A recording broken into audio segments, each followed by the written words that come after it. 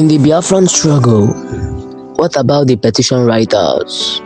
Hygienus Udochukwu asks, and I quote, "If you have ever written a petition against Mazi Simon Ekpa or the Biafran struggle in the past, but have failed to write a petition to the world for Mazi Nnamdi Kanu's release from the DSS dungeon and to address the sponsored killing of innocent people in the Nigerian communities, then it can be said that you have exhibited a natural disposition of wickedness and indifference.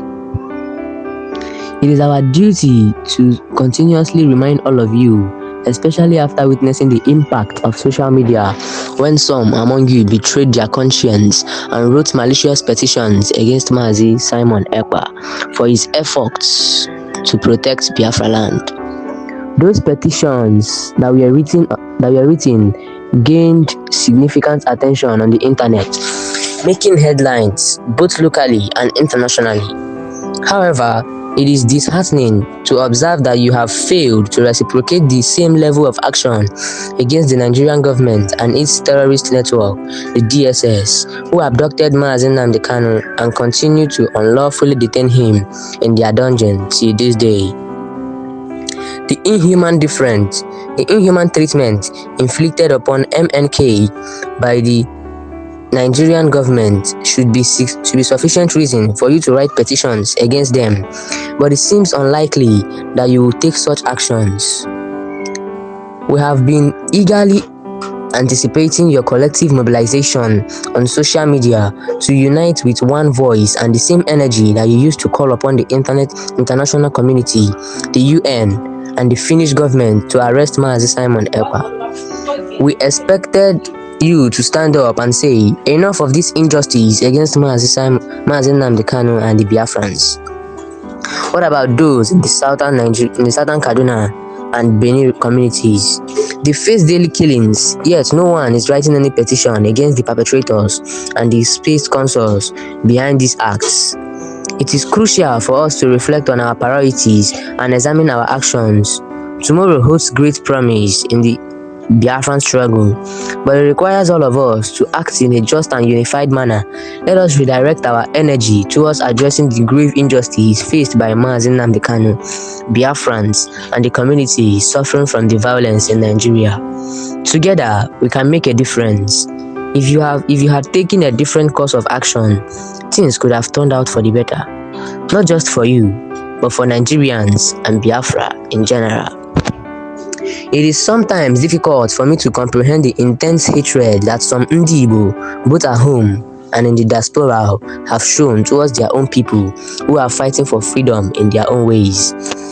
When I think about such animosities, I often find myself wondering, where are these petition writers?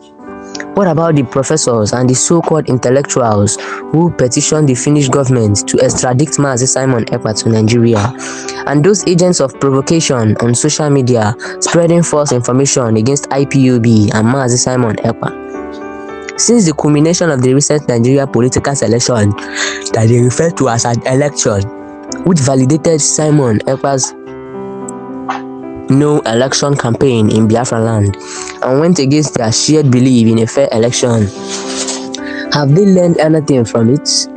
Are they willing to retrace their steps and learn from their past mistakes? Ask them, what are they still waiting for to write a petition against the Nigerian government, which is unlawfully detaining Mazi Nnamdi Kanu? You will realize that there is a significant lack of rational thinking among them, all in the name of the one new Nigeria mantra. These useful agents of one Nigeria who are attempting to build castles in the air are not even interested in the freedom of our people. They simply want the status quo to continue. If all these Igbo elites, both at home and abroad, could come together in the same way they did when seeking Igbo presidency with Mr. Peter Obi within Nigeria's flawed political system, they would have earned much respect. It would have been a more dignified approach compared to the sham elections that brought them shame and total disarray. We will continue to remind them that in the Biafran struggle, tomorrow holds great promise because our motherland, Biafra land, is angry. Let those who have tarnished and wronged our land reflect now and begin to rectify their mistakes. Chukwu okike abịama pụrụ ime ihe niile. God Almighty sees everything, it translates. Is angry, and every living creature that understands the true meaning of justice is rising up. Even the lies that crowd on the land will fight in anger to defend justice if the Nigerian government fails to release our leader, Mazi Nnamdi Kanu, in the coming days of this 2023. We write based on truth and clear observation. If we fail to remind you of all your past mistakes, you may repeat them again today or tomorrow, he concluded.